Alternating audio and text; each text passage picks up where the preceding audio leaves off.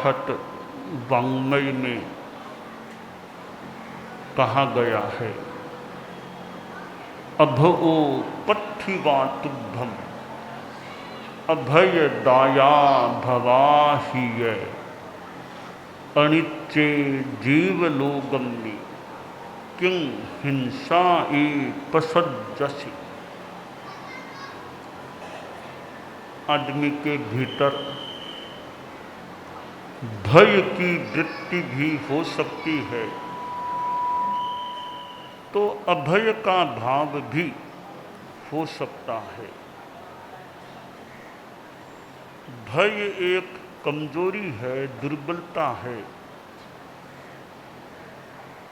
आदमी बीमारी से डर जाता है, मौत से घबराता है, अपमान से डरता है,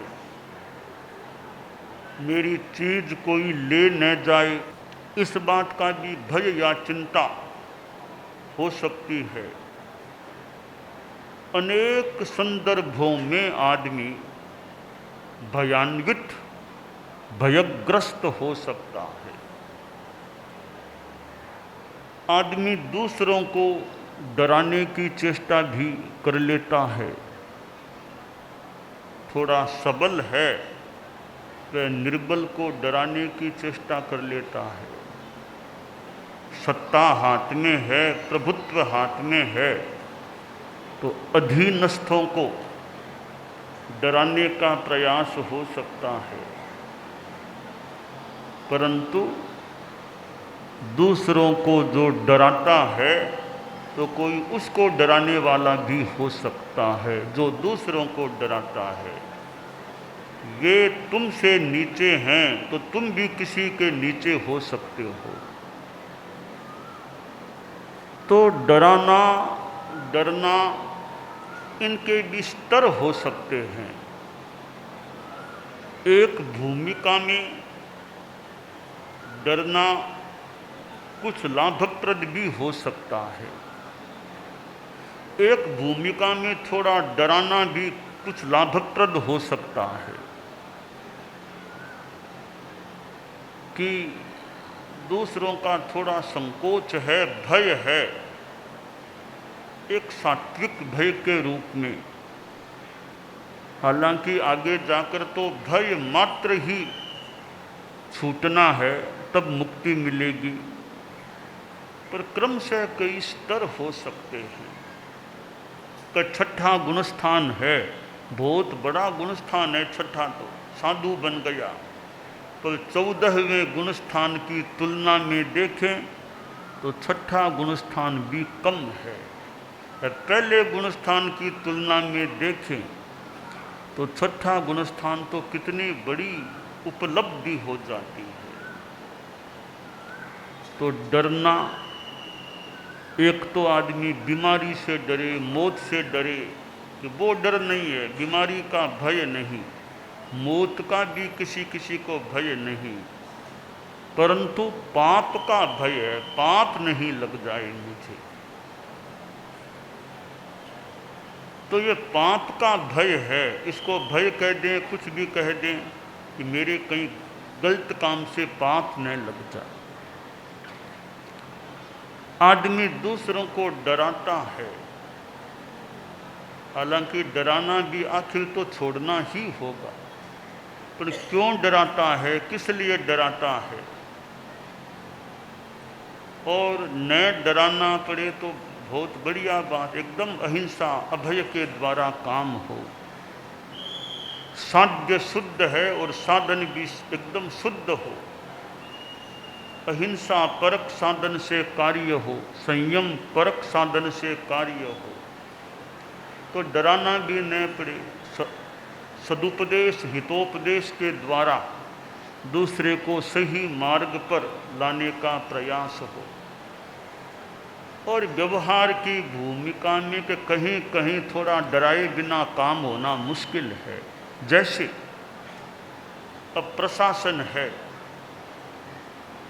कोई मान लो शहर में कुछ लोग गड़बड़ियां कर रहे हैं, गलतियां कर रहे हैं, थोड़ा उनको डर कि ऐसा करोगे तो ये सज़ा मिलेगी, थोड़ा डर है, तो वो गलत काम करने से बच सकते हैं। तो यह साधन है, वो साध्य उसका ठीक है कि नगर में शांति रहे, यह साध्य है। उस साध्य की प्राप्ति के लिए कोई साधन काम में लेना है। कि कुछ लोग चोरी डकैती करते हैं, भी समझाने का प्रयास कर लिया, भाषणों में कई बार कह दिया ऐसा नहीं करना चाहिए, नहीं, पर वो काम उनसे छूटता नहीं है। तो प्रशासन, शासन प्रशासन कभी लाठी चार्ज है, कभी पकड़ना, कभी जेल में डालना, कुछ ऐसे करते हैं। तो वे इस भय से, इस अनुशासन से, वो गड़बड़ियाँ करने से बाज आते हैं, छोड़ देते हैं।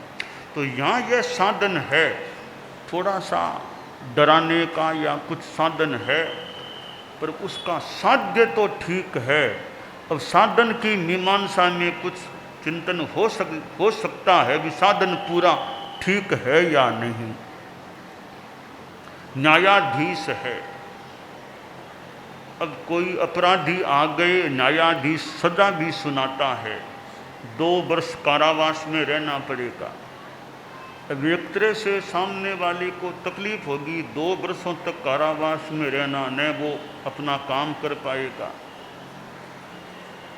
अब साध्य है न्यायाधीश का भी अपराध न हो, जनता में शांति रहे, निरपराधता रहे।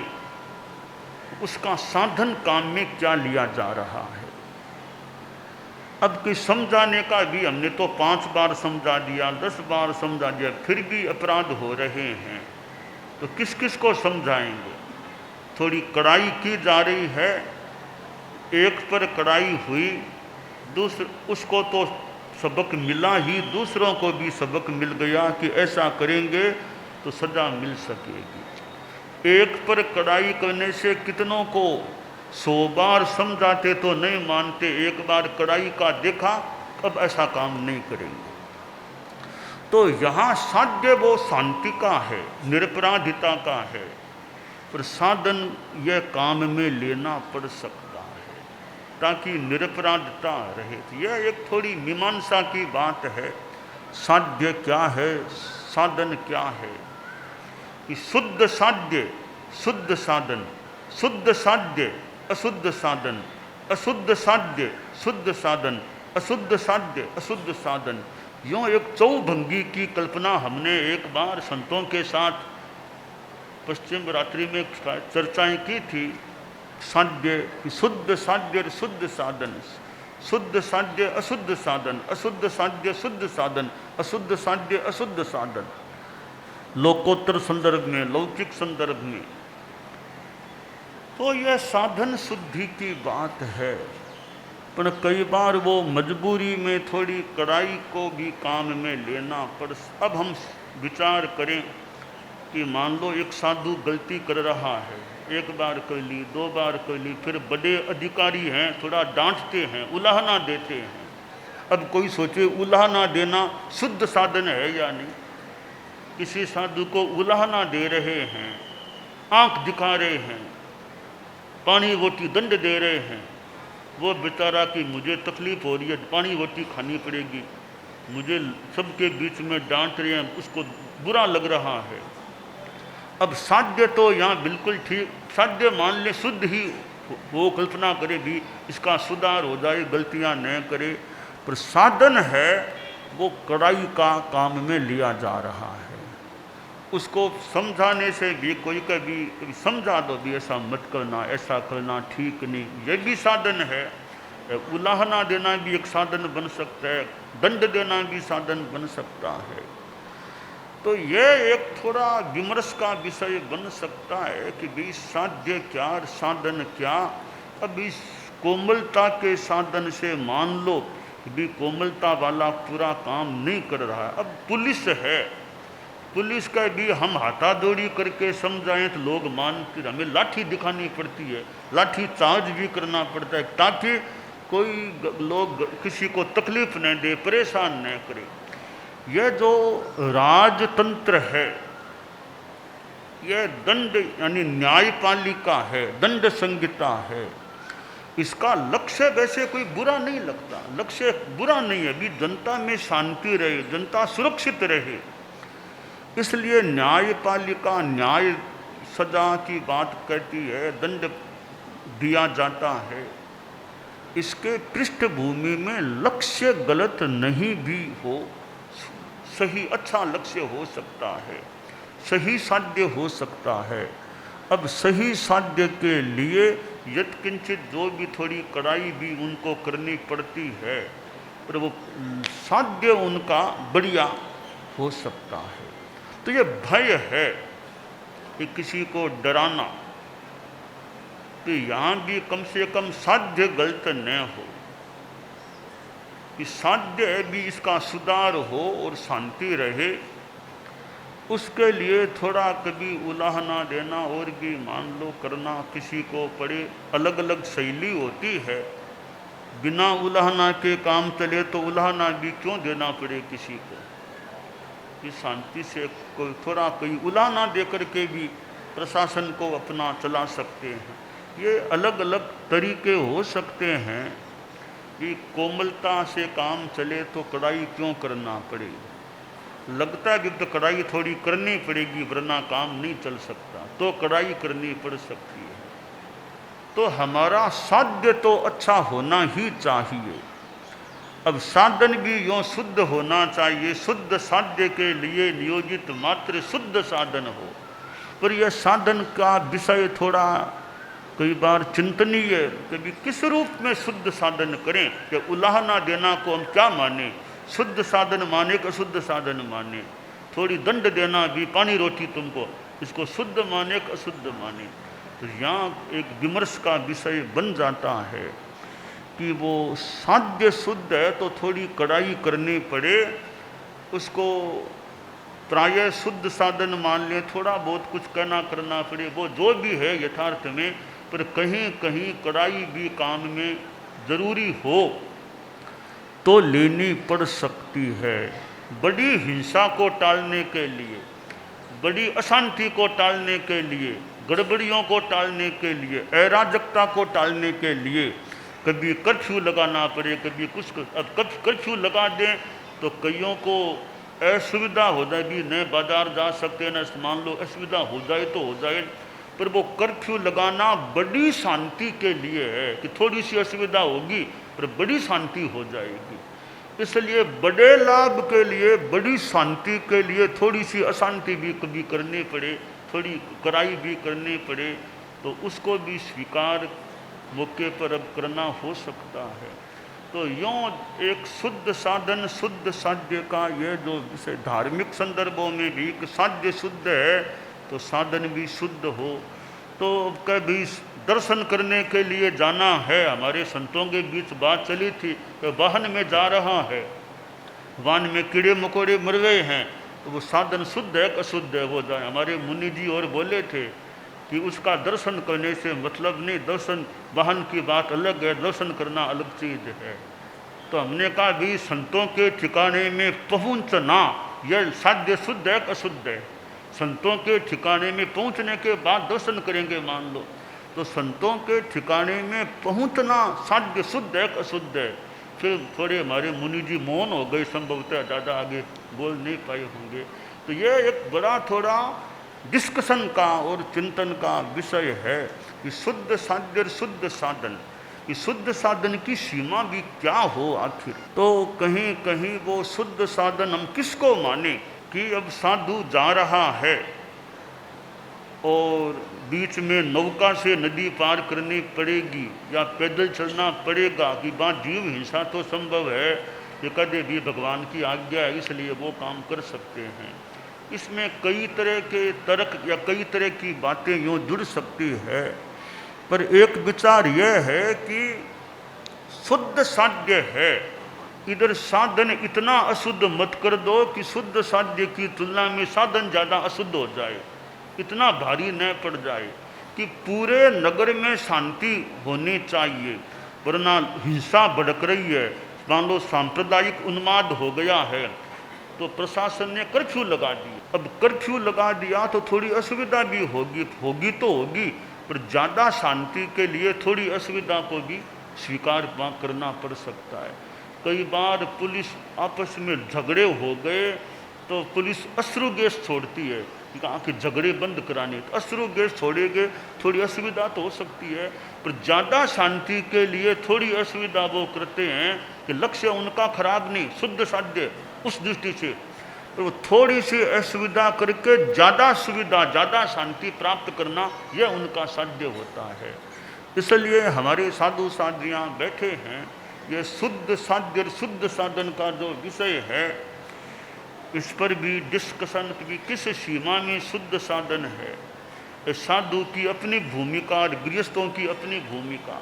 साधु को कोई चोट भी लगा दे, थप्पड़ भी लगा दे, तो साधु को वापस नहीं मारना, यह उसकी अहिंसा की साधना है। पर गृहस्थ हैं, उनके सामने कोई स्थिति आ जाए तो वो उनकी अलग भूमिका है।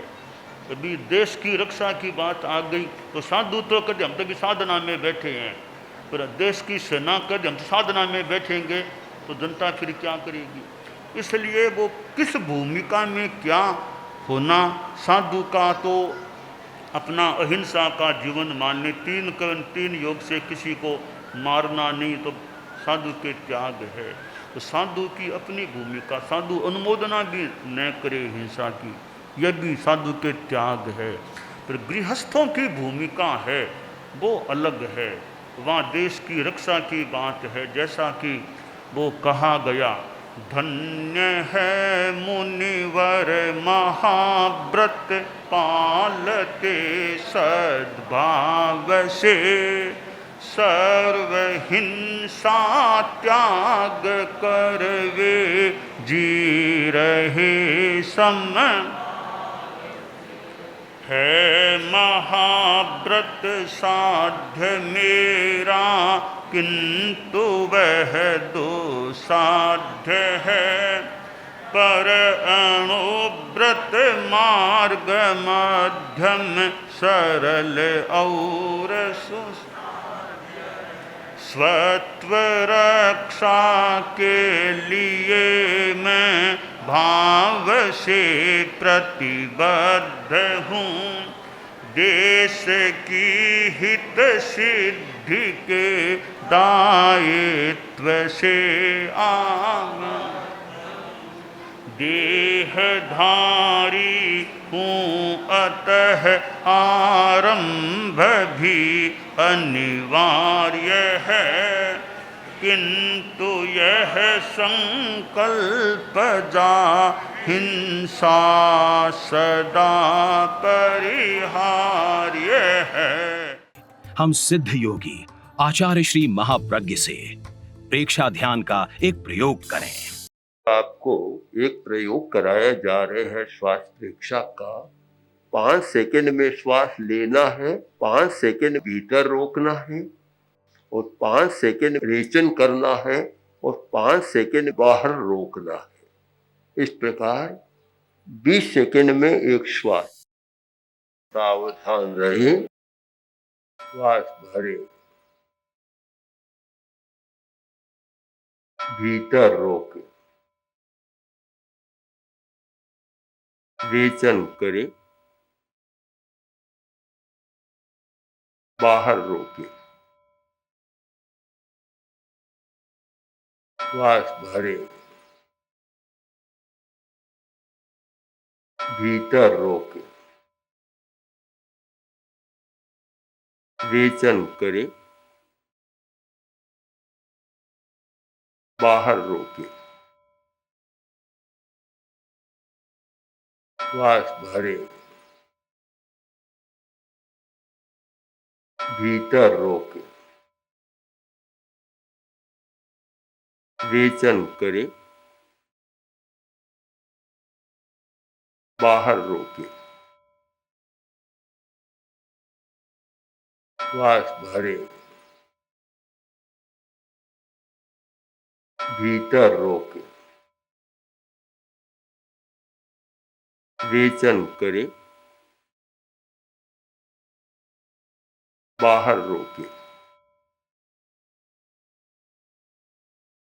श्वास भरे, भीतर रोके, रेचन करे, बाहर रोके, श्वास भरे, भीतर रोके, रेचन करे, बाहर रोके, श्वास भरे। प्रयोग संपन्न।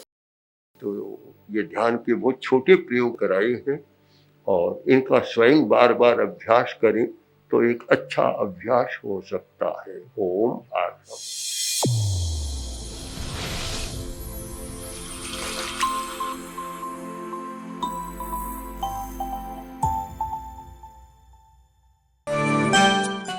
एकाग्रता, तन्मयता, अपने आप को मंगलमय अनुभव करते हुए नमो अरहंताणम, नमो सिद्धाणम, नमो आयरियाणम, नमो उवज्झायाणम, नमो लोए सब्बसाहूणम, एसो पंचणमुक्कारो सब्ब पावपणासनो मंगलाणं च सब्बेसिं पढ़मं हवइ मंगलम। चत्तारि मंगलम, अरहंता मंगलम, सिद्धा मंगलम, साहू मंगलम, केवलिपन्नत्तो धम्मो मंगलम। चत्तारि लोगुत्तमा, अरहंता लोगुत्तमा, सिद्धा लोगुत्तमा, साहू लोगुत्तमा, केवलिपन्नत्तो धम्मो लोगुत्तमो।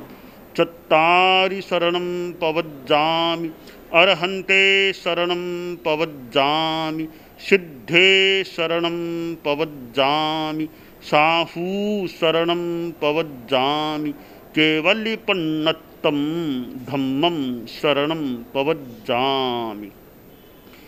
धम्मो मंगलमुक्किट्ठम् अहिंसा संजमो तवो देवावितं नमंसन्ति जस्य धम्मे सयामणो। च इत्ता भारहं वासं चक्रवट्टी महिद्धियो सन्ति सन्ति करे लोए पत्तो गइमणुत्तरम्। देव दानव गंधर्वा जख रक्षस किन्नरा बंभयारिं नमंसन्ति दुक्करं जे करन्ति तम्। मंगलं भगवान् वीरो मंगलं गौतमो गणी मंगलं स्थूलभद्राद्यः जैन धर्मोस्तु मंगलम। मंगलम मतिमान भिक्षुः मंगलम भारमल्लकः मंगलम रायचंद्राद्या मंगलम तुलसी गुरुः महाप्रज्ञोस्तु मंगलम। तेरा पंथोस्तु मंगलम। विघ्न हरण मंगल करण स्वामी भिक्षुनो नाम। गुण ओळख समरण किया सर अचिंत्या काम। विघ्न हरण मंगल करण स्वामी भिक्षुनो नाम। गुण ओळख समरण किया सर अचिंत्या काम। विघ्न हरण मंगल करण स्वामी भिक्षुनो नाम।